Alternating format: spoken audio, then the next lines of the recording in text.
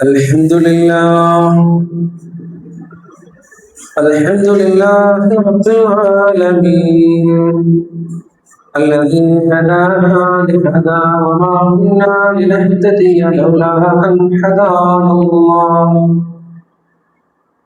نحمده ونستعينه ونستغفره ونؤمن به ونتوكل عليه ونعوذ بالله من شرور أنفسنا ومن سيئات أعمالنا من يهده الله فلا مضل له ومن يضلل فلا هادي له وأشهد أن لا إله إلا الله وحده لا شريك له وأشهد أن محمدا عبده ورسوله أرسله بالهدى بشيرا ونذيرا بين يدي الساعة ليظهره على الدين كله ولو كره المشركون اللهم صل على محمد وعلى آل محمد كما صليت على إبراهيم وعلى آل إبراهيم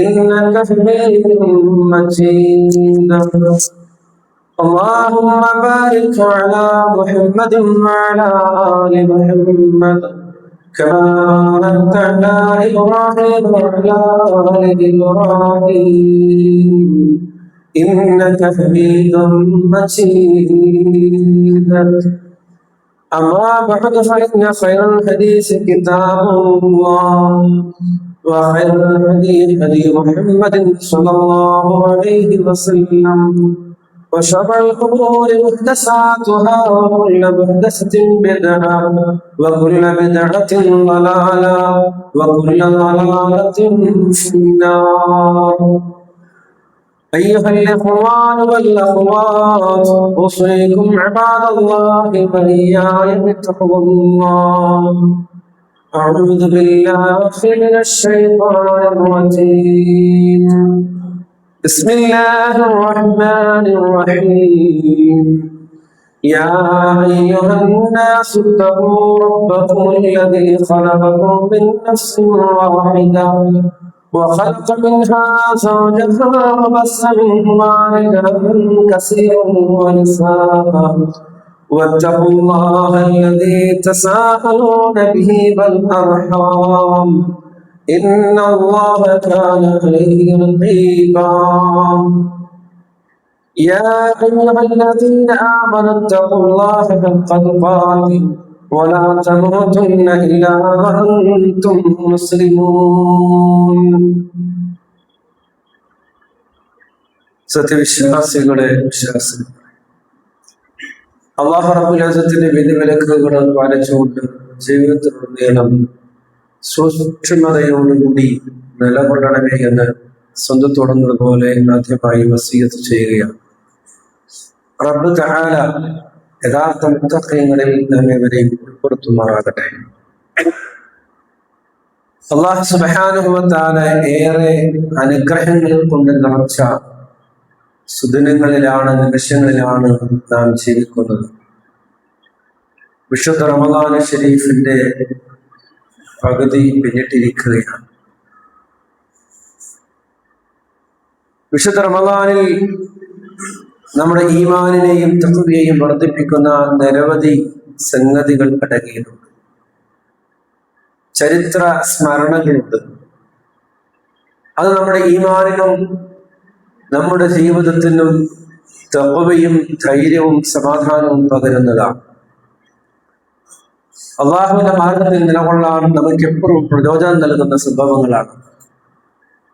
അതിലൊന്നാണ് ഏറ്റവും മഹത്തായ ബദർ.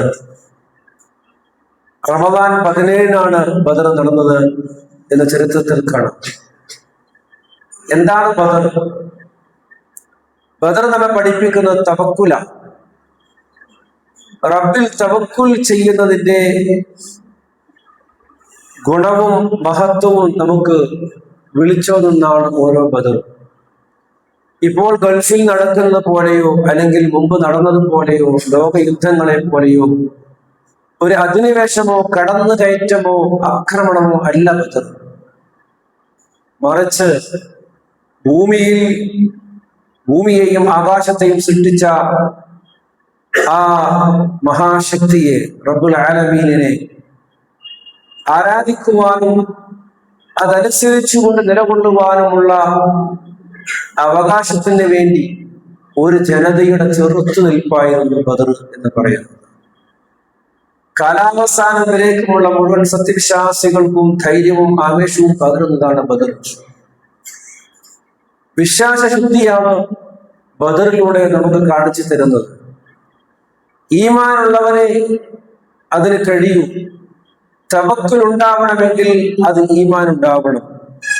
അല്ലാഹു സുബ്ഹാനഹു വ തആല വിശുദ്ധ ഖുർആൻ സൂറത്ത് അൻഫാലിന്റെ 2-ാമത്തെ ആയത്തിൽ അത് നമ്മോട് പറയുകയാണ്, ഇന്നമൽ മുഅ്മിനൂൻ, തീർച്ചയായും അവർ മാത്രമാണ് സത്യവിശ്വാസികൾ. അല്ലദീന, ഏതൊരു കൂട്ടരാണ് അവർ, ഇദാ ദുകിറല്ലാഹു വജിലത് ഖുലൂബുഹും, അല്ലാഹുവിനെ കുറിച്ച് അവരോട് പറയപ്പെട്ടാൽ, അല്ലാഹു അവരെ ഓർമ്മിപ്പിക്കപ്പെട്ടാൽ, വജിലത് ഖുലൂബുഹും, അവരുടെ ഹൃദയം പിടയ്ക്കും, അവരുടെ ഹൃദയം വിറയ്ക്കും. ആ റബ്ബിനെ കുറിച്ച് ഓർത്ത്, റബ്ബ് നൽകിയ അനുഗ്രഹങ്ങൾക്ക് റബ്ബിന്റെ ചോദ്യവും റബ്ബിന്റെ അടുത്തുള്ള ഹിസാബും അതോർത്തുകൊണ്ട് അവരുടെ ഹൃദയം പിടയ്ക്കുന്നവരാണ്.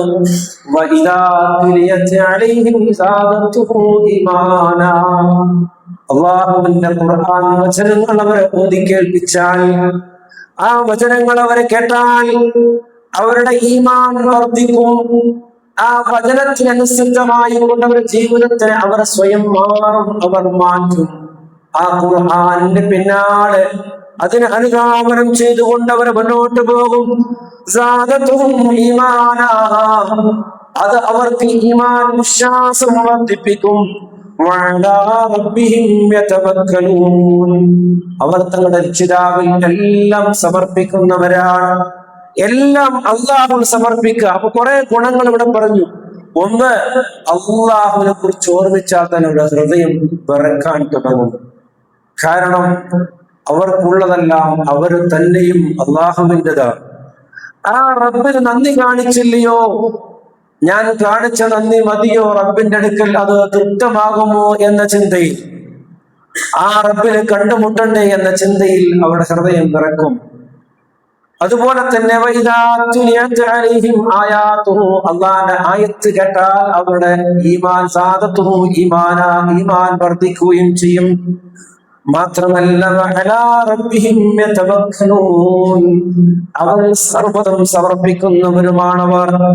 ജീവിതത്തിന്റെ എത്ര ചെറുതാവട്ടെ വലുതാവട്ടെ, അല്ലാഹുവിന്റെ തൗഫീഖ് ഇല്ലാതെ ഒന്നും സാധ്യമല്ല എന്ന് അവർക്കറിയാം. അതുകൊണ്ട് അവർക്ക് എത്ര സമ്പത്തുണ്ടെങ്കിലും ആരോഗ്യമുണ്ടെങ്കിലും അധികാരമുണ്ടെങ്കിലും ഏതൊരു നിസ്സാരമായ കാര്യം അവർ പറയുകയാണെങ്കിലും ഇൻഷാ അല്ലാഹ്, അല്ലാഹു ഉദ്ദേശിച്ചാൽ ഞാനത് ചെയ്യാം, ഞാനത് പറയാം, ഞാൻ അങ്ങോട്ട് വരാം, ഞാനത് തരാം, ഞാൻ പ്രവർത്തിക്കാം. ഏതിന്റെ മുമ്പിലും ഇൻഷാ അല്ലാഹ് എന്ന് പറയുന്നവരാണ്, റബ്ബിൽ തവക്കൽ ചെയ്യുന്നവരാണ്. ആരിലാണ്, ഏത് ഒരുവനിലാണ് അഭയം തേടേണ്ടതെന്ന് പടച്ചതമ്പുരാൻ നമ്മളെ പഠിപ്പിക്കുകയാണ്. വതവക്കൽ അലൽ ഹയ്യില്ലദീ ലാ യമൂത്ത്. റബ്ബ് തആല സൂറത്ത് ഫുർഖാൻ നമ്മോട് പറയുകയാണ്, വതവക്കൽ അലൽ ഹയ്യില്ലദീ ലാ യമൂത്ത്. എന്നെന്നും ജീവിച്ചിരിക്കുന്ന, ഒരിക്കലും മരണമില്ലാത്ത റബ്ബിൽ അവർ തവക്കുൽ ചെയ്യുന്നവരാണ്. അതെ, ആരല്ല തവക്കുൽ ചെയ്യേണ്ടത്? പ്രയാസം വരുമ്പോ ആരെയാ വിളിക്കേണ്ടത്? അത് അല്ലാഹ് സൃഷ്ടിച്ച, എപ്പോൾ മരിക്കുമെന്നറിയാത്ത, അല്ലേ, അല്ലാഹുവല്ലാതെ മനുഷ്യർ പ്രാർത്ഥിക്കുന്ന ഏതെല്ലാം വ്യക്തികളോ വസ്തുക്കളോ ഉണ്ടോ അതിനെല്ലാം നാശമുണ്ട്. അതിനൊക്കെ ഒരു ബർത്ത് ഡേറ്റ് ഉണ്ട്, ഒരു ഡെത്ത് ഡേറ്റും ഉണ്ട്. ഇത് രണ്ടുമില്ലാത്തവനാരോ അവനോടാണ് തവക്കുൽ ചെയ്യേണ്ടത് എന്ന് അല്ലാഹു സുബ്ഹാനഹു വ തആല പഠിപ്പിക്കുകയാണ്. നിർഭാഗ്യവശാൽ ഇതിന്റെ ആളുകൾ, മുസ്ലിം നാമധാരികൾ തന്നെ കൂടുതലും അല്ലാഹുവല്ലാത്തവരിൽ തവക്കുൽ ചെയ്യുന്നവരാണ്. ഇന്ന് മുസ്ലിങ്ങൾ അഭിമുഖീകരിക്കുന്ന മുഴുവൻ പ്രശ്നങ്ങൾക്കും കാരണം സൃഷ്ടാവിനെ മറന്നുകൊണ്ട് സൃഷ്ടികളിലേക്ക് പോയി എന്നതാണ്. അവരുടെ തലയും അവരുടെ മുഖവും മനസ്സും കരങ്ങളും പടച്ച റബ്ബിലേക്ക് ഉയരുന്നതിന് പകരം പടപ്പുകളിലേക്കാണ് നീണ്ടുകൊണ്ടിരിക്കുന്നത്. അതാണ് നമ്മുടെ പരാജയത്തിന്റെ കാതലായ വശം എന്ന് ബദർ നമ്മൾക്ക് പഠിപ്പിച്ചു തരികയാണ്. അള്ളാഹുവിന്റെ ദീനിനെ സഹായിക്കുന്നവർക്ക് അള്ളാഹുവിന്റെ സഹായം ഉണ്ടാകുമെന്ന്, ഭൂമിയിൽ നന്മയുണ്ടാക്കാൻ, നാശകാരികളെ അടിച്ചമർത്താൻ അള്ളാഹുവിനെ സഹായിക്കുന്നവർക്ക് അള്ളാഹുവിന്റെ സഹായം ഉണ്ടാകും എക്കാലത്തുമെന്ന് ബദർ നമ്മളോട് വിളിച്ചു പറയുകയാണ്. അതാണ് അള്ളാഹ് പറയുന്നത്, യാ അയ്യുഹല്ലദീന ആമനൂ, ഓ സത്യവിശ്വാസികളെ, നിങ്ങൾ അള്ളാഹുവിനെ സഹായിക്കുകയാണെങ്കിൽ യൻസുറുക്കും, അവൻ നിങ്ങളെയും സഹായിക്കും, നിങ്ങളുടെ കാലടികൾ അവൻ ഭൂമിയിൽ ഉറപ്പിച്ചു നിർത്തുകയും ചെയ്യും. അഥവാ നിങ്ങൾക്കൊരു സ്ഥിരതയും നിങ്ങൾക്കൊരു ധൈര്യവും റബ്ബ് തആല തരും. എന്ത് വേണം? അള്ളാഹുവിനെ സഹായിക്കണം. എങ്ങനെ അള്ളാഹിനെ സഹായിക്കുക? അള്ളാഹുവിന്റെ ദീനനുസരിച്ച് ജീവിക്കുക, അത് ജീവിക്കാൻ ആളുകൾക്ക് പ്രബോധനം ചെയ്യുക, അതിനെ ജീവിക്കുന്നവരെ സഹായിക്കുക എന്നുള്ളതാണ് ഇപ്പോൾ നമുക്ക് ചെയ്യാനുള്ള സഹായം. എന്നാൽ ബദറിൽ നടന്ന സഹായം എന്താണെന്ന് നമുക്കറിയാം. അതാണ് ബദറിൽ നാം കണ്ടത്. റബ്ബിനെ സഹായിച്ചവരെ റബ്ബ് സഹായിക്കുന്നത്. അല്ലാഹ് പറയുന്നു, വഇദ് യഅദുകുമുല്ലാഹു ഇഹ്ദത്താഇഫതൈൻ, രണ്ട് സംഘങ്ങളിൽ ഒന്ന് നിങ്ങൾക്ക് അധീനമാകുമെന്ന് അല്ലാഹു നിങ്ങളോട് വാഗ്ദാനം ചെയ്ത സന്ദർഭം. അന്നഹാലക്കും, തീർച്ചയായും നിങ്ങൾക്കത് രണ്ടിൽ ഏതൊരു സംഘത്തെ വേണമെങ്കിലും അള്ളാഹു നിങ്ങൾക്ക് കീഴ്പ്പെടുത്തി തരാമെന്ന് പറഞ്ഞ സന്ദർഭം.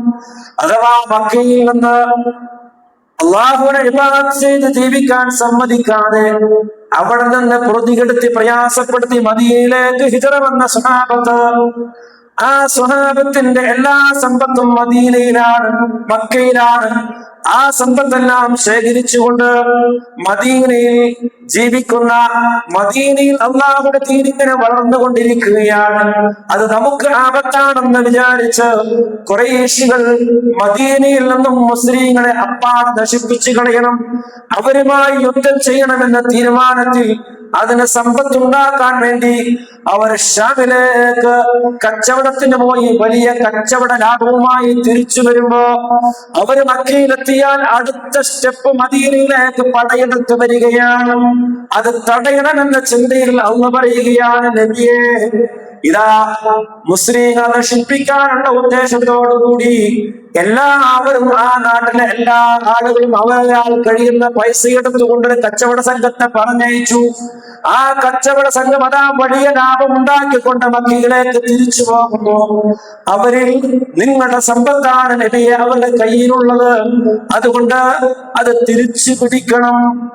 അള്ളാഹ് പറയല്ലേ, നബിയെ സ്വഹാബത്തിനെ കൂട്ടി പോ, അവരെ തടുക്ക്, അവരെ മക്കയിലെത്താൻ വിട്ടാൽ പിന്നീട് നിങ്ങളുടെ നാശമാണ് അള്ളാഹ് കൽപ്പിക്കുക. അപ്പോൾ നമുക്കറിയാം ചരിത്രം. അങ്ങനെ അവരെ തടുക്കാൻ വേണ്ടി പോയതാ റസൂലുള്ളാഹി സ്വല്ലല്ലാഹു അലൈഹി വസല്ലം സ്വഹാബത്തും. പോകുമ്പോ കച്ചവടക്കാരുടെ കയ്യിൽ വലിയ ആയുധമൊന്നും ഉണ്ടാവില്ലല്ലോ, അതുകൊണ്ട് തന്നെ ഇവരും ആയുധമൊന്നും എടുത്തിട്ടില്ല.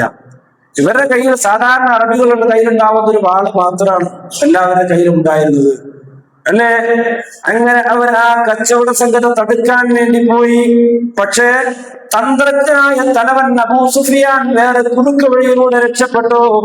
ഉടനെ ജിബ്രീൽ അലൈഹിസ്സലാം വന്നുകൊണ്ട് പറയുകയാണ്, നബിയെ, അല്ലാഹു ഇതാ വേറൊരു സംഘത്തെ നിങ്ങൾക്ക് അയച്ചു തന്നിട്ടുണ്ട്. അബൂ സുഫിയാൻ മുസ്ലിങ്ങൾ വരുന്നുണ്ടെന്നറിഞ്ഞപ്പോൾ മക്കയിൽ നിന്ന് സഹായം തേടി. മക്കയിൽ നിന്ന് അബൂജഹലും അവന്റെ സൈന്യങ്ങളും 1000-ഓളം അടങ്ങുന്ന പട്ടാളക്കാരുമായി കൊണ്ട്, യോദ്ധാക്കളുമായി കൊണ്ട് മുസ്ലിങ്ങളെ തകർക്കാൻ വേണ്ടി അബൂജഹൽ പുറപ്പെട്ടു, എല്ലാവിധ ആയുധങ്ങളും പോരാളികളുമായി കൊണ്ട്. അപ്പോൾ അള്ളാഹ് പറയുകയാണ്, നബിയെ, ഒരു കൂട്ടര് പോയെങ്കിലും രണ്ടാമത്തെ കൂട്ടരാ വരുന്നുണ്ട്, അവരുമായി നിങ്ങൾ യുദ്ധം ചെയ്യണം. രണ്ടിലേതാണ് വേണ്ടത്? അപ്പോ സഹാബത്തൊക്കെ വിചാരിച്ചപ്പോ പറയാണ്,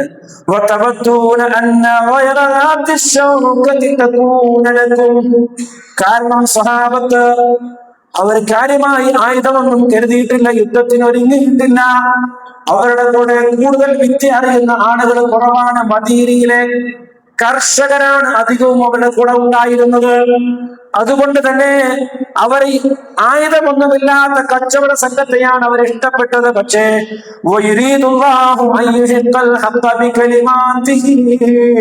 അവർ ഉദ്ദേശിച്ചത് ഇതോടുകൂടി സത്യവും അസത്യവും തമ്മിൽ ഒരു പോരാട്ടം ഉണ്ടാവണം, ലോകത്ത് സത്യം വിജയിക്കണം എന്ന തീരുമാനമാണ് റബ്ബെടുത്തത്.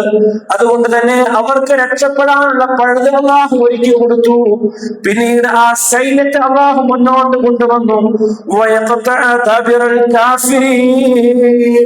റബ്ബുദ്ദേശിച്ചത് എന്താണെന്നറിയുമോ? നിഷേധികളെ മൂട് മരട് ഒന്നാകെ വെട്ടിക്കളഞ്ഞവരെ നശിപ്പിക്കണമെന്നാണ്. അതുകൊണ്ട് തന്നെ അല്ലാഹു സുബ്ഹാനഹു വ തആല പ്രവാചകനോട് വാഗ്ദാനം നൽകുകയാണ്. അതെ, റസൂലുള്ളാഹി സ്വല്ലല്ലാഹു അലൈഹി വസല്ലം പറഞ്ഞു, നബിയെ, അവരെ രക്ഷപ്പെട്ടു, ഇനി ഇവരുമായി നിങ്ങൾ യുദ്ധം ചെയ്യണമെന്ന്.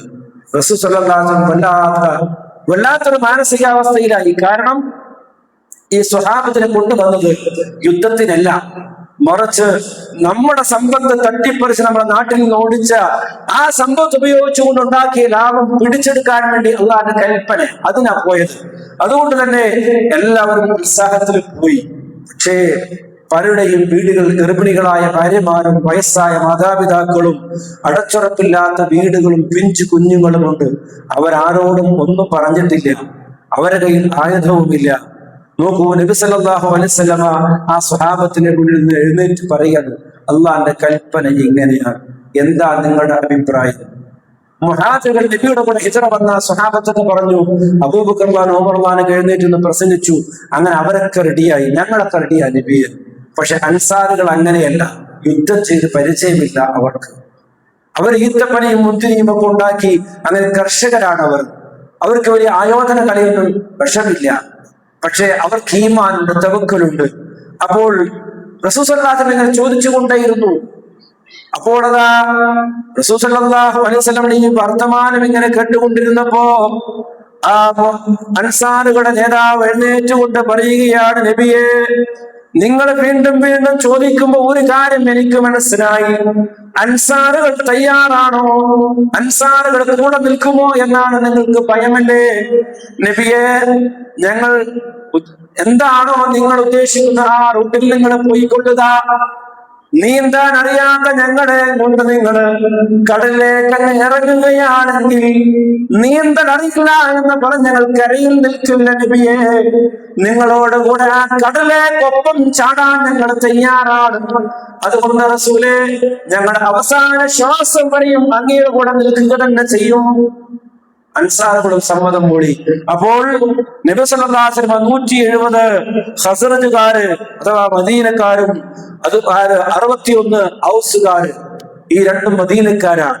പിന്നെ 86 മുഹാജിറുകൾ അഥവാ മക്കയിൽ നിന്നുള്ള സ്വഹാബത്തും, ആകെ 317 കാലാൾപ്പടയും 60 ഒട്ടകങ്ങളും 3 കുതിരകളും മാത്രമുള്ള ഒരു സംഘം.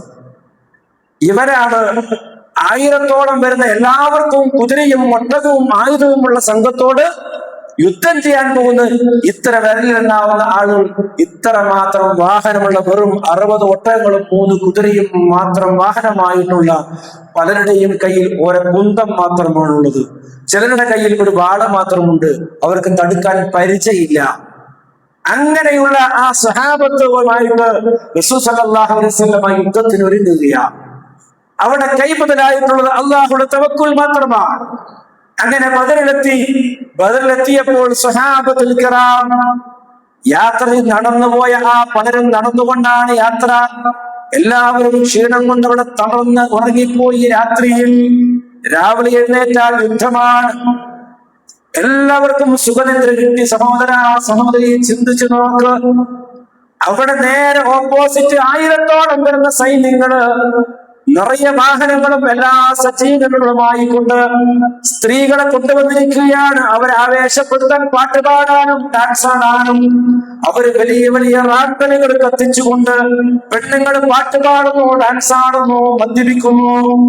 അങ്ങനെ രാവിലെ എഴുന്നേറ്റ് കഴിഞ്ഞാൽ അവര് പാടുന്ന പാട്ട്, രാവിലെ എഴുന്നേറ്റ് കഴിഞ്ഞാൽ മക്കയുടെ തലവേദനയെ ഞങ്ങൾ തീർക്കും, നാളത്തോടെ മുഹമ്മദും അവന്റെ കൂട്ടാളികളും ഈ ഭൂമിയിൽ ഉണ്ടാവില്ല എന്ന് പാട്ടുപാടി ഡാൻസ് കാണിക്കൊണ്ടിരിക്കുമ്പോ ഈ സാധുക്കളായ സ്വഹാബത്ത് സുഖമായി കൂക്കം വലിച്ചുറങ്ങുകയാ. നമുക്ക് കഴിയും അങ്ങനെ ഉറങ്ങാൻ? നമുക്ക് കഴിയും? അങ്ങനെ സൈന്യം ഓപ്പോസിറ്റ് നിൽക്കുമ്പോ രാവിലെ അവരുമായി യുദ്ധം ചെയ്യണമെന്ന അവസ്ഥയുണ്ടാകുമ്പോ നമുക്ക് എങ്ങനെ ഉറങ്ങാൻ കഴിയും? അതാണ് ബദർ നൽകുന്ന ഏറ്റവും വലിയ സന്ദേശം. അള്ളാഹു തവക്കുൽ ചെയ്ത ആളുകൾക്ക് അള്ളാഹു ഹൃദയത്തിൽ ഒരു അമ്നിന് കൊടുക്കും. മുഅ്മിൻ എന്ന് പറഞ്ഞാൽ തന്നെ അമ്ന്, സമാധാനം, ഭയമില്ലാത്ത അവസ്ഥ, അതാണ് അമ്ന്. അതിൽ നിന്നുണ്ടായവനാണ് മുഅ്മിൻ. ഒരാള് മുഅ്മിനാണെങ്കിൽ മഴ പോലെ, തിരമാലകളെ പോലെ പ്രതിസന്ധികൾ മുന്നോട്ട് വന്നാലും തവക്കൽതു അലല്ലാഹ് എന്ന ഹൃദയത്തിന്റെ സമാധാനം അവർക്കുണ്ടാകും. അവര് ഭയന്നോടുകയില്ല, തളരുകയില്ല, അവർ നർവസായി പോവില്ല. അതാണ് ബദർ നമുക്ക് പഠിപ്പിച്ചിരുന്നത്. സുഖമായി തുടങ്ങുകയാണ്. ആ സ്വഹാബത്തിനെ നോക്കിയിട്ട് റസൂലുള്ളാഹി സ്വല്ലല്ലാഹു അലൈഹി വസല്ലം ആ ബദറിന്റെ ഒരു മൂലയിൽ പോയിരുന്ന് പടച്ച റബ്ബിന്റെ മുമ്പിൽ സുജൂദിൽ വീഴുകയാണ്. കുറെ നേരം എത്രയെന്നറിയില്ല. അല്ലാഹുവിന്റെ റസൂൽ സ്വല്ലല്ലാഹു അലൈഹി വസല്ലം സുജൂദിൽ വീണു. പിന്നീട് അവിടെ എഴുന്നേറ്റുകൊണ്ട് രണ്ട് കരങ്ങളും ആകാശത്തിലേക്ക് ഉയർത്തിക്കൊണ്ട് പ്രാർത്ഥിക്കുകയാണ്. അല്ലാഹുമ്മ ഇന്നക ഇൻ തഹ്ലിക ഹാദിഹിൽ ഇസാബത മിൻ അഹ്ലിൽ ഇസ്ലാം. അല്ലാഹുവേ, ഇസ്ലാമിന്റെ ഈ കൊച്ചു സംഘത്തെ നീ നാളെയുടെ പ്രഭാതത്തിൽ നശിപ്പിക്കുകയാണെങ്കിൽ നാഥാ ലാ തുഅബദ് ഫിൽ അർദ്, പിന്നെ ഭൂമിയിൽ നിന്നെ ആരാധിക്കുന്ന ആരും തന്നെയില്ല. അങ്ങനെ അവസ്ഥയുണ്ടാവില്ല റബ്ബേ. അതുകൊണ്ട് പറഞ്ഞുകൊണ്ട് അല്ലാഹുമ്മ അൻജിസ്ലി മാ വഅദ്തനി, അല്ലാഹ് നീ എനിക്ക് വാഗ്ദാനം ചെയ്ത ആ വാഗ്ദാനം, സഹായം നീ പൂർത്തീകരിച്ചു തരണേ അല്ലാഹ് എന്ന് പറഞ്ഞ് കരഞ്ഞുകൊണ്ട് പ്രാർത്ഥിക്കുന്നു. കുറെ അർദ്ധരാത്രി പിന്നിട്ടോ അബൂബക്കർ റളിയല്ലാഹു നബിയുടെ സന്തോഷാചാരിയായ നബിയെ കുറിച്ച് നന്നായി അറിയുന്ന അബൂബക്കർ റളിയല്ലാഹു അൻഹു അടുത്തിങ്ങനെ തപ്പി നോക്കി കിടക്കുന്ന റസൂലുള്ളാഹിനെ കാണാനില്ല. അബൂബക്കർ റളിയല്ലാഹു തെരഞ്ഞു മനസ്സിലായി. അങ്ങനെ തെരഞ്ഞു നടന്നപ്പോ അതാ ബദറിന്റെ ഒരു മൂലയിൽ രണ്ട് കരവും ഉയർത്തിക്കൊണ്ട് പ്രാർത്ഥിക്കുന്ന നബിയാണ്. അവിടെ തോളിൽ പുതച്ചിരുന്ന ആ തട്ടമത ഭൂമിയിൽ വീട് കിടക്കുന്നു. റസൂലുള്ളാഹി സ്വല്ലല്ലാഹു അലൈഹി വസല്ലം പിന്നിലൂടെ ചെന്നുകൊണ്ട് ഫഅതാഹു അബൂബക്കറിൻ ഫഅഖദ റിദാഹു ഫഅൽഖാഹു അലാ നഖിബൈ, ആ തട്ടമെടുത്ത് പ്രവാചകൻ സ്വല്ലല്ലാഹു അലൈഹി വസല്ലം പിന്നിൽ നിന്ന് ഇങ്ങനെ പുതപ്പിച്ചുകൊണ്ട് സുമ്മതമസഹു മിൻ വറാഇഹി, ഒരു ഉമ്മ കുട്ടിയെ കെട്ടിപ്പിടിക്കുന്നത് പോലെ തന്റെ പ്രിയപ്പെട്ട കൂട്ടുകാരനെ പിന്നിൽ നിന്ന് ഇങ്ങനെ കെട്ടിപ്പിടിച്ചണച്ചുകൊണ്ട് അല്ലാഹുവിന്റെ റസൂലിനോട് അബൂബക്കർ പറയുകയാണ്, യാ നബിയല്ലാഹ് കഫാ, മതിയാക്കി നബിയെ, അല്ലാഹു വാഗ്ദാനം ചെയ്തിട്ടുണ്ടല്ലോ. അവിടെ എന്തിനാ ഇത്രമാത്രം പ്രയാസപ്പെടുന്നത്? ഒരു നേതാവിന്റെ ആകുലതയാണ്, സങ്കടമാണ്. അനുയായികളെ യുദ്ധത്തിന് വിട്ടുകൊണ്ട് അണ്ടർഗ്രൗണ്ടിൽ പോയി ഒളിച്ച നേതാവല്ല അല്ലാഹുവിന്റെ റസൂൽ. നാട് വിട്ട് ഒന്നാമത്തെ ഫ്ലൈറ്റിൽ നാട് കടന്നവല്ല അല്ലാഹുവിന്റെ റസൂൽ. നേരെ മുമ്പിൽ നിന്ന് മുന്നണി പോരാളിയായിക്കൊണ്ട് അവരുടെ വിജയത്തിന് വേണ്ടി അവരുടെ ശക്തിയും ദൗർബല്യവും അറിയുന്ന പ്രവാചകൻ അവർക്ക് വേണ്ടി റബ്ബിനോട് കരഞ്ഞ് പ്രാർത്ഥിക്കുകയാണ്. പഠിച്ചവരെ, ഈ ഉറങ്ങിക്കിടക്കുന്ന പാവങ്ങളെ നീ നശിപ്പിച്ചാൽ പിന്നെ ഭൂമിയിൽ നിന്നെ ആരാധിക്കാൻ ആരുമില്ലെന്നതാ എന്ന സങ്കടത്തോടെ റബ്ബിനോട് പ്രാർത്ഥിക്കുകയാണ്. അതാണ് നേതാവ്, അതാണ് ഇസ്ലാം നേതാക്കന്മാർക്ക് നൽകുന്ന മാതൃക. നോക്കൂ, എന്നാൽ മുശ്രിക്കായ അബൂജഹലും യുദ്ധത്തിന് വരുന്ന സമയത്ത് കഅബയിൽ പോയിക്കൊണ്ട് കഅബയുടെ കിണ്ണ വിളിച്ചുകൊണ്ട് പ്രാർത്ഥിക്കുകയുണ്ടായി. എന്താണ് അബൂജഹൽ പ്രാർത്ഥിച്ചെന്നറിയുമോ? അല്ലാഹുമ്മ അൻസുർ അഹദൽ ഫിഅത്തൈൻ വഖൈറുൽ ഫിഅത്തൈൻ. എന്താ വിളിച്ചത്? ലാത്തെ ഉസ്സേനല്ല. എന്താ അബൂജഹൽ വിളിച്ചത്? അല്ലാഹുമ്മ, അല്ലാഹുവേ. അപ്പൊ അബൂജഹൽ അല്ലാഹനെ വിളിക്കുന്നത് അവിടെയാണ് നമ്മൾ മനസ്സിലാക്കേണ്ടത്. എന്താണ് മക്കയിലെ മുശ്രിക്കുകളും മുസ്ലിങ്ങളും തമ്മിലുള്ള വ്യത്യാസം? മക്കയിലെ മുശ്രിക്കുകൾക്ക് അല്ലാഹുവിൽ വിശ്വാസമുണ്ട്. എങ്ങനെയുള്ള വിശ്വാസമാണെന്ന് അറിയുമോ? ആകാശത്തെയും ഭൂമിയും സൃഷ്ടിച്ചത് ആരാണെന്ന് അവരോട് ചോദിച്ചാൽ അവരെ പറയും അള്ളയാണെന്ന്. ജീവിപ്പിക്കുകയും മരിപ്പിക്കുകയും ചെയ്യുന്നവൻ ആരാണെന്ന് ചോദിച്ചാൽ അബൂജഹലടക്കത്തെ മുശ്രിക്കുകൾ പറയും അത് അല്ലാഹു ആണെന്ന്. ജീവനുള്ളതിൽ നിന്ന് ജീവനില്ലാത്തതിനെയും ജീവനില്ലാത്തതിൽ നിന്ന് ജീവനുള്ളതിനെയും സൃഷ്ടിക്കുന്നവനാരാ എന്ന് ചോദിച്ചാലും അവര് പറയും അള്ളയാണെന്ന്. പക്ഷേ പിന്നെ എന്താ വ്യത്യാസം? അവരുടെ വ്യത്യാസം നമുക്ക് ചെറിയ ഒരു വിഷയത്തിലൂടെ മനസ്സിലാക്കാൻ കഴിയും. മക്കയിലെ മുശ്രിക്കുകളെ ഹജ്ജ് ചെയ്യുന്ന സന്ദർഭത്തിൽ അല്ലെങ്കിൽ കഅബ തവാഫ് ചെയ്യുന്ന സന്ദർഭത്തിൽ നമ്മളൊക്കെ ലബ്ബൈക്ക് ചൊല്ലുന്ന പോലെ അവരും ചൊല്ലും. നമ്മൾ എങ്ങനെയാ ചൊല്ലുക?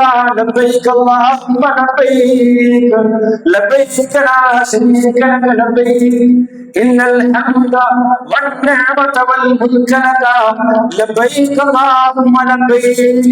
നമ്മുടെ തൽബിയത്ത് ഇതാണെങ്കിൽ മുശ്രിക്കുകളുടെ തൽബിയത്ത് എന്താണെന്ന് അറിയുമോ? അവർ പറയും ലബ്ബൈക അല്ലാഹുമ്മ ലബ്ബൈക. അല്ലാഹുവേ, ഇതാ നിന്റെ വിളിക്കുത്തരം ഞങ്ങൾ നൽകിയിരിക്കുന്നു. ലബ്ബൈക ലാ ശരീക ലക, നിനക്ക് യാതൊരു പങ്കുകാരനും ഇല്ല അല്ലാഹ്. അവിടെ എത്തുമ്പോ അല്ലാഹുവിന്റെ റസൂൽ സല്ലല്ലാഹു അലൈഹി വസല്ലം അവരുടെ പിന്നാലെ ഓടും എന്ന് പറയും. അവിടെ നിർത്തിക്കോ നിങ്ങൾ, ഇനി നിങ്ങൾ പറയുന്നേ അത് നിങ്ങൾക്ക് നാശമാണ്, നാശമാണ്. എന്താണ് അവർ പറയുന്ന നാശത്തിന്റെ വഴികളെന്നറിയുമോ? അവര് പറയും ലാ ശരീകൻ ഹുവ ലക ലബ്ബൈക ലാ ശരീക ലക എന്ന് പറഞ്ഞ് നിർത്താതെ വീണ്ടും ചില കാര്യങ്ങൾ അവർ പറയും. അതാണ് അവരുടെ വിശ്വാസം. ലാ ശരീകൻ ഹുവ ലക, നിനക്ക് ഒരു പങ്കുകാരൻ ഒഴികെ ഒരു പങ്കുകാരൻ നിനക്കുണ്ട് അല്ലാഹ്. ഹുവ ലക തംലികുഹു വമാ മലക, അവന്റെ ഉടമസ്ഥൻ നീ തന്നെയാണ്. അവന്റെ കയ്യിൽ എന്തൊക്കെയുണ്ടോ അതിന്റെയും ഉടമസ്ഥൻ നീ തന്നെയാണ്. അങ്ങനെയുള്ള ഒരു പങ്കുകാരനെ നിന്റെ മുമ്പിൽ വെച്ചുകൊണ്ട് ഞങ്ങളെ പ്രാർത്ഥിക്കുന്നു അല്ലാഹ്. ഇതാണ് മുസ്ലിങ്ങളുടെ വിശ്വാസം. മുസ്ലിങ്ങൾ പറയുന്നു അല്ലാഹു ഒരു പങ്കുകാരനില്ല എന്ന് പറയുമ്പോ മുശ്രിക്കുകൾ പറയുന്നു അതെ ഒരു പങ്കുകാരൻ നിനക്കുണ്ട് കേട്ടോ. അതെങ്ങനെയുള്ള പങ്കുകാരനാ? പ്രിയമുള്ള മുഅ്മിനീങ്ങളെ, വിശ്വാസം മനസ്സിലാക്കിക്കോ. ഇങ്ങനെ ഖുതുബ കേൾക്കുമ്പോ പ്രസംഗിക്കുമ്പോ ഉറങ്ങിയത് കൊണ്ടാണ് മുസ്ലിം സമൂഹത്തിൽ ഭൂരിഭാഗം ആളുകളും നിന്ന് ശിർക്കിലേക്ക് പോകുന്നത്.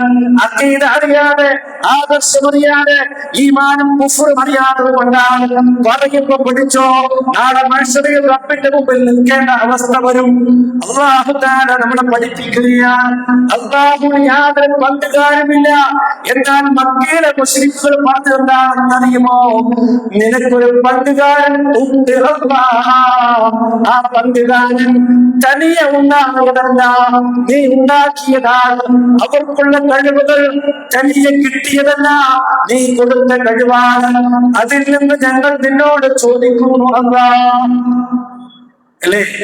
ഇന്ന് മുസ്ലിം സമൂഹത്തിൽ ഭൂരിഭാഗം പറയുന്നതല്ലേ, ഔലിയാക്കന്മാർ, അമ്പിയാക്കന്മാർ അവർക്ക് സ്വന്തമായിട്ട് ഒരു കഴിവുമില്ല, അള്ളാഹ് കൊടുത്ത കഴിവിൽ നിന്നാണ് ഞങ്ങൾ ചോദിക്കുന്നത് എന്ന് പറയുമ്പോ മുഅ്മിനെ മനസ്സിലാക്കണം, ഇത് ആരുടെ വിശ്വാസമാണ്? മക്കയിലെ മുശ്രിക്കുകളുടെ വിശ്വാസമാണ്. ബദറിന്റെ പേരിൽ ആ ബദരീങ്ങൾക്ക് കഴിവുണ്ട്, അതിൽ നിന്ന് ഞങ്ങൾ ചോദിക്കുന്നു എന്ന് പറഞ്ഞുകൊണ്ട് ഈ വിശ്വാസത്തിനെതിരെ യുദ്ധം ചെയ്ത ബദരീങ്ങളെ വിളിച്ചു പ്രാർത്ഥിക്കുകയും അവർക്ക് വേണ്ടി ഫുട്ബോളുകൾ നിരത്തി, ബിരിയാണി ചെമ്പുകൾ നിരത്തിക്കൊണ്ട് അവർക്ക് വേണ്ടി നേർച്ചയാകുന്ന ആളുകൾ, അവർക്ക് വേണ്ടി ആടിനെയും പോത്തിനെയും മറുക്കുന്ന ആളുകൾ ചിന്തിക്കണം. ആ മുശ്രിക്കുകള് നിങ്ങൾ ചെയ്യുന്നതിനെതിരായിരുന്നു. നിങ്ങളെ ഈ വിശ്വാസത്തിനെതിരെയാണ് മുശ്രിക്കുകളോട് അവർ യുദ്ധം ചെയ്യുന്നത്. അതെ, പക്ഷെ ഇന്നെന്തായി? നേരെ പ്ലേറ്റ് തിരിച്ചു ചുമാറി. മക്കയിലെ മുശ്രിക്കുകളുടെ വിശ്വാസമാണെന്ന് പറയുന്നത് അമ്പിയാക്കന്മാർക്ക്, ഔലിയാക്കന്മാർക്ക് അന്ന് കഴിവ് കൊടുത്തിട്ടുണ്ട്, അതിൽ നിന്ന് നമുക്ക് ചോദിക്കാം, അതാണ് ഞങ്ങൾ ചോദിക്കുന്നത് എന്ന് പറയുമ്പോ മക്കയുടെ അബൂജഹൽ പറഞ്ഞത് അത് തന്നെയാണ്. ലബ്ബൈക ലാ ശരീക ലക ഇല്ലാ ശരീകൻ ഹുവ ലക തംലികുഹു വമാ മലക, നിനക്കൊരു പങ്കുകാരനുണ്ട്, അത് നിന്റെ ഉടമസ്ഥൻ നീ തന്നെയാണ്. അവർക്കുള്ള എല്ലാ കഴിവുകളുടെയും ഉടമസ്ഥൻ നീ തന്നെയാണ്. അങ്ങനെയുള്ള ആളുകളെ നിന്നിൽ ഞങ്ങൾ ഇതാ പങ്കു ചേർക്കുന്നു എന്ന് മക്കയിലെ മുശ്രിക്കുകൾ പറയാ. അതിനു വേണ്ടിയാ ലാത്തിയെയും ഉസ്സയെയും വിഗ്രഹങ്ങൾ ഉണ്ടാക്കി അവരോട് പ്രാർത്ഥിച്ചത്. അവര് പറഞ്ഞതെന്താ?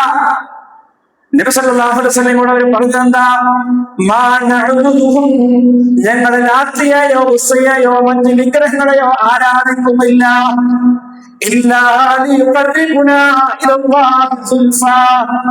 ഞങ്ങൾക്കും അല്ലാഹുവിനും ഇടയിൽ ഒരു അടുപ്പം ഉണ്ടാക്കാൻ, ഒരു മീഡിയേറ്റർ ആയിക്കൊണ്ട് പടച്ചവനിൽ ഞങ്ങളെ പരിചയപ്പെടുത്താൻ, പടച്ചവനോട് ഞങ്ങളുടെ കാര്യം പറയാൻ വേണ്ടി മാത്രമാണ് ഞങ്ങൾ അവരെ ആരാധിക്കുമെന്ന് ഖുർആൻ പറയുന്നു. അതുപോലെ മറ്റൊരിക്കൽ പറഞ്ഞതെന്താ?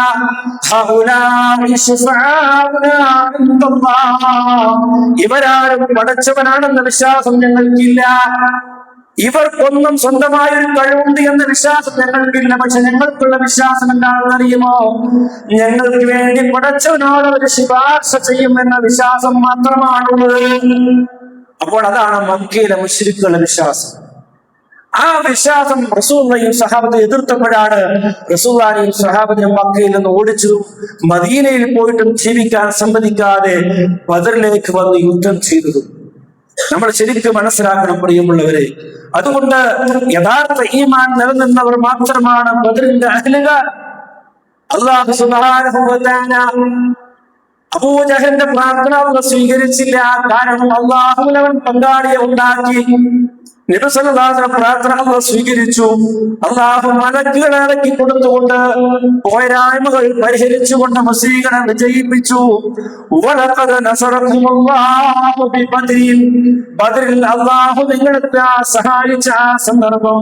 വഅൻതും അദില്ല, നിങ്ങൾ വളരെ ശക്തി കുറഞ്ഞവരായിരുന്നു.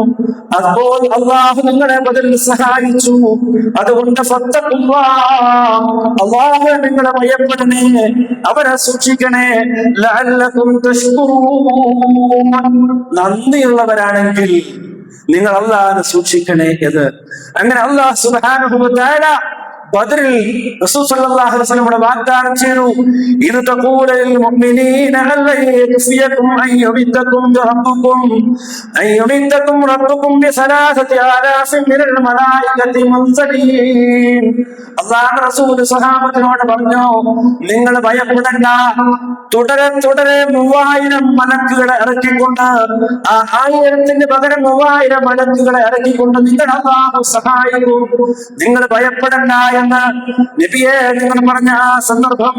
അങ്ങനെ അല്ലാഹു സുബ്ഹാനഹു വ തആല ബദറിൽ മലക്കുകളെ ഇറക്കിക്കൊണ്ട് അല്ലാഹു റസൂലിനെ സഹാബത്തിനെ സഹായിക്കുകയും അങ്ങനെ അബൂജഹൽ അടങ്ങുന്ന ആ ഇസ്ലാമിനെ തകർക്കാൻ വന്ന 70 തലവന്മാർ അവിടെ മരണപ്പെടുകയാണ്, അവരെ വധിക്കപ്പെടുകയാണ്. അങ്ങനെ ലോകത്ത് അല്ലാഹുവിനെ മാത്രം ആരാധിച്ചുകൊണ്ട് തഖ്വയോടെ ജീവിക്കാനുള്ള സ്വാതന്ത്ര്യവും സമാധാനം നിലവിൽ വരികയാണ്. മുസ്ലിങ്ങൾക്ക് ഒരു ഇസ്തിഖാമത്ത് റബ്ബിലൂടെ കൊടുക്കുകയാണ്. മുസ്ലിങ്ങളുടെ മേലിൽ കുഫാറുകൾക്ക് ഒരു ഭയം അല്ലാഹു വിട്ടുകൊടുക്കുകയാണ്. അതുകൊണ്ട് തന്നെ പ്രിയമുള്ളവരെ, ബദർ പഠിപ്പിക്കുന്നത് എല്ലാം അല്ലാഹു സമർപ്പിക്കുക എന്നതാണ്, അല്ലെ? ഇന്നത്തെ നമ്മുടെ പ്രധാന അവസ്ഥ എന്താ? എന്ത് പറഞ്ഞാലും നിരാശ. അതൊക്കെ നടക്കുമോ? വെറും നെഗറ്റീവ്, പോസിറ്റീവേ ഇല്ല. കാരണം തവക്കുലില്ല. അതന്നെ കാരണം. എന്ത് പറഞ്ഞാൽ നടക്കുമോ? നടക്കണം, ശരിയാകുമോ? അങ്ങനാകും. തവക്കില്ലാത്തതുകൊണ്ടാണ്. ഏതൊരു കാര്യത്തെയും അല്ലാഹു ഉദ്ദേശം നടക്കും. തവക്കുൽ ചെയ്യണം. നമ്മുടെ റൂട്ട് കൃത്യമാണെങ്കിൽ അല്ലാഹു തവക്കുലുണ്ടെങ്കിൽ തീർച്ചയായും അത് വിജയിക്കും. അല്ലാഹു വിജയിപ്പിക്കും. അതാ അല്ലാഹു പറയുന്നത്, വഖാല റബ്ബുകും ഉദ്ഊനി അസ്തജിബ് ലക്കും. അല്ലാഹു നിങ്ങളുടെ രക്ഷിതാവ് നിങ്ങളോട് പറയുന്നു, നിങ്ങൾ പ്രാർത്ഥിക്കുമ്പോൾ അല്ലാഹുവിനോട് പ്രാർത്ഥിക്കൂ, നിങ്ങൾ എന്നോട് പ്രാർത്ഥിക്കൂ, അസ്തജിബ് ലക്കും, ഞാൻ നിങ്ങൾക്ക് ഉത്തരം നൽകാം. ഇന്നല്ലദീന യസ്തജിബൂന അൻ ഇബാദതി, എന്നോട് പ്രാർത്ഥിക്കാൻ അഹങ്കാരം കാണിച്ചുകൊണ്ട് നടക്കുന്ന ആളുകളാണ് തീർച്ചയായും സയദ്ഖുലൂന ജഹന്നമ. അല്ലാഹുവോട് പ്രാർത്ഥിക്കാതിരിക്കാൻ ധാർഷ്ട്യം കാണിക്കുന്ന ആളുകളാണോ അവരെ അല്ലാഹു നരകത്തിലിട്ട് കരിക്കുക തന്നെ ചെയ്യും. അതുകൊണ്ട് പടച്ചവരോട് പ്രാർത്ഥിക്കണം. റബ്ബിനോടാ പ്രാർത്ഥിക്കേണ്ടത്. അല്ലെ? ദുആയാണ് അല്ലാഹുവിനാണ് ഇബാദത്ത്. അദ്ദുആഉ ഹുവൽ ഇബാദ. ഏതൊരു അമൽ ചെയ്യുമ്പോഴും അതിനൊരു ദുആയുണ്ട്. എന്താ? അല്ലാഹ് അത് സ്വീകരിക്കണേ എന്ന്, അല്ലെ? ഒരു ഉറുപ്പിക ആൾക്ക് കൊടുക്കുകയാണെങ്കിലും ഒരാൾക്ക് സഹായം ചെയ്യണമെങ്കിലും അതിൽ ദുആ ഉണ്ട്. എന്താണ്? പഠിച്ചവനെ അത് സ്വീകരിക്കണേ എന്ന്. ആ ദുആ അല്ലാഹുവിന് വേണ്ടിയാവണം, അത് മറ്റാർക്കെങ്കിലും വേണ്ടിയാവാൻ പാടില്ല. അതുകൊണ്ട് ദുആയില്ലാത്ത ഒരു ഇബാദത്തുമില്ല. ദുആ തന്നെയാണ് ഇബാദത്ത്, ആരാധന എന്ന് അല്ലാഹു സുബ്ഹാനഹു പഠിപ്പിക്കുക. പ്രിയമുള്ളവരെ, ഈ ബദർ നൽകുന്ന സംഭവം അതാണ്, സന്ദേശം അതാണ്. അസാധ്യമായിട്ടൊന്നുമില്ല, അള്ളാഹുവിന്റെ അടുക്കൽ അസാധ്യമായിട്ടൊന്നുമില്ല. ആ റബ്ബാണ് നമ്മുടെ രക്ഷിതാവ് എന്നിരിക്കെ നിങ്ങൾ എന്തിനെ ഭയപ്പെടണം? പരീക്ഷണങ്ങളുണ്ടാവും, അത് നിങ്ങളുടെ ഈമാൻ ഉറപ്പിച്ചു നിർത്താനാണ്. അപ്പോഴൊക്കെ നിങ്ങൾ ഉറച്ചു നിൽക്കണം, റബ്ബ് ഞങ്ങളുടെ കൂടെയുണ്ട് എന്ന്. അല്ലാഹു സുബ്ഹാനഹു വ തആല അങ്ങനെ ബദർ പോരാളികളെ പോലെ, ബദർ ശുഹദാക്കളെ പോലെ, സ്വഹാബത്തുൽ കിറാമിനെ പോലെ തഖ്വയും തവക്കലും ഉള്ള ഒരു ഉത്തമ സമൂഹമായി അല്ലാഹു നമ്മെ പരിവർത്തിപ്പിക്കുമാറാകട്ടെ.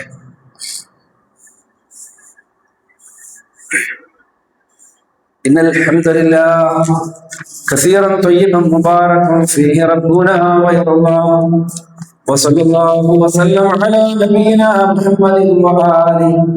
يا أيها الذين آمنوا اتقوا الله حق تقاته ولا تموتن إلا وأنتم مسلمون.